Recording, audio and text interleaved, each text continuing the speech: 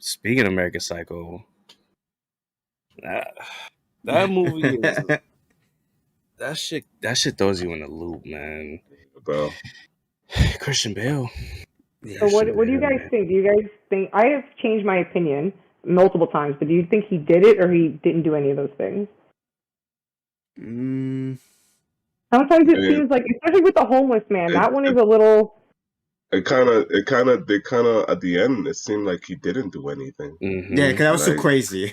Yeah, like it just like they had you believing the whole movie that he was, this crazy guy that was just murdering people, going crazy. But that ending, I was like, so he didn't do anything. It's just all in his head already. But yeah, because he was just shooting mad cops. He shot up the cop car and it blew up. I was like, damn, what the hell? What kind of gun is that? I think he may have I feel like he done something really bad, and that just changed him, and then all those thoughts started coming in. So all the things that came after the bad stuff, the first thing he did bad was just in his head, I want to do these things, but he's not really doing them. But I don't know. I like open-ended things like that. Yeah, start making you really think. He didn't even know who his real name is by the end. He didn't know who the fuck he was. That's the craziest part. That was fucking crazy. That scene we always talk about with the business cards. Oh yeah, I was waiting for that one. Yo, his anxiety when he sees the business card, he is shook. Yo, bro, I love that scene. Like if you notice, there's a part where one of the guys, oh my god, what's one of his friends, Bryce, I think it is. They pull out the business card. You very subtly hear him go like, Jesus Christ. Like he's so overwhelmed. The card looks so good. Yeah. And he's just so concerned with status. It's really interesting. Yes. And he has an interaction also with Paul too, where they talk about tanning. And he gets so pissed when Paul's like, oh, you should get a tanning booth in your house. It's much more convenient. Because he tells him he goes somewhere else. Right. And I think his whole character is all about just wanting to maintain that status, and in the end of the day, everybody is kind of nobody in that world. He's trying to just stand out, and he even says, "I just want to fit in," and then he says it to Evelyn at some point. And in the end of the day, it's just he's just lost in himself, and it's just amazing to see that whole character unfold. Amazing, wow. I think the scene that really messed me up is when he went to the apartment where he killed those people, and nothing was everything was different at that point, and you're just like, what the hell's going on? I was like, the fuck? That shit threw me off. Every time I watch that movie, I love it even more. I pick up on things every single time. I watched it 3 times now. I give that movie 5 stars. I love that movie. That's probably my favorite Christian Bale movie.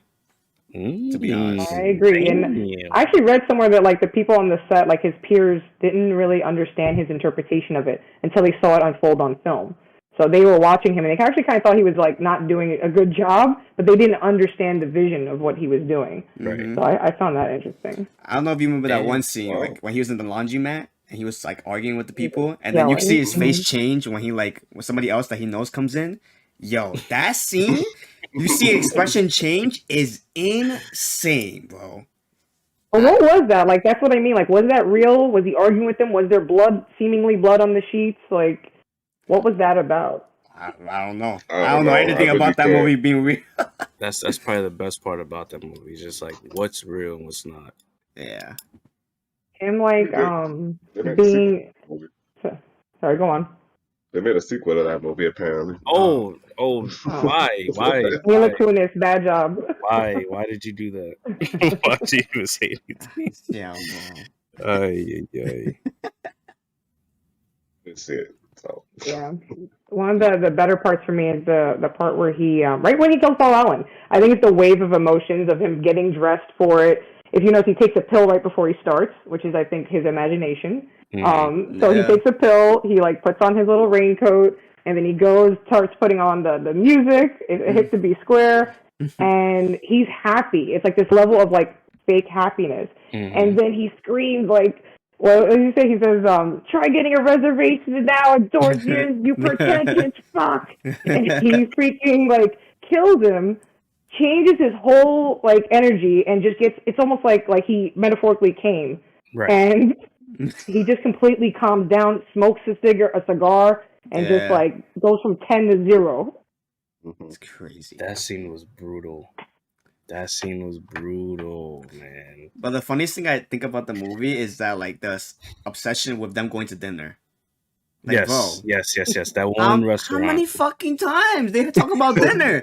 Even that one scene in the end, the guy was like, "I'm not even hungry, but I would really like that reservation." What? It's all about status. You know? Yes. Part of the fucking clout. Man, his knowledge of like those songs though, that part was really cool. Yeah. Everything he put on, he just knew every back end of the story. I'm like, no, this guy is insane. I think I saved all those songs on Spotify. I went on Spotify just to hear. He's not wrong. Phil Collins is, he's good people. It's crazy how like a lot of like guys are like obsessed with that movie now and like dress up as him. Like they want to be him, which is weird as fuck. But it's crazy how they're obsessed. Because my cousin, he's 12 years old. He came over this summer and he wanted to watch that movie. He never watched the full movie and he was obsessed with that movie. He was singing the Paul Newman song. I think it's called that, right? Or Huey Lewis, I think, right? Huey Lewis in the news, yeah. He was obsessed with that song. He's playing that shit every day in my house. I was singing that song. It was obsessed in my head. Like, it's crazy how people are obsessed with the movie. That's the studio. That always stands out. The scene where he's with the girls, he's flexing in the studio. That movie's insane, man. That movie just definitely shows his range with that. Yeah. And then if you go from that and then go to oh my god, you go to The Prestige. No, not Prestige. Equilibrium. And he's like a John Wick in that movie. It's like, bro, this guy has too much range.